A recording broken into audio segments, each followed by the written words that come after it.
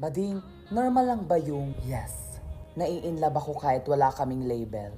Oo, kasi assuming ka lang talaga, nag-expect ka na may kayo na. Pero ang hindi mo alam, lahat palang ginagawa nyo para sa kanya, casual lang pala. In the first place, friendly lang talaga siya. Ganun lang talaga siya mang-treat sa mga kaibigan niya, and yun din yung ginagawa niya sa'yo. Pero ikaw naman na binibigyan meaning lahat na nangyayari sa inyo, kaya nag-expect ka na gusto ka din niya. Pero ang hindi mo alam para sa kanya, lahat yun casual lang pala. Kaya having no label is more pain kasi bawal ka magselos dahil wala ka namang karapatan. Pwedeng maglambingan pero bawal mo siyang diktahan, hindi mo siya kailangan i-priority kasi in the first place, ka-talking stage mo lang naman siya. Bawal ka umasa kasi di ka naman sure na gusto ka niya. Bago mo siyang mahalin, make sure na may label kayo at mahal nyo ang isa't isa dahil baka sa huli, pinapaasa mo lang pala sarili mo, tas isang araw, maglalaho na lang siyang bigla. Kaya always mong tandaan mo, hindi magtatagal ang no label relationship. Kaya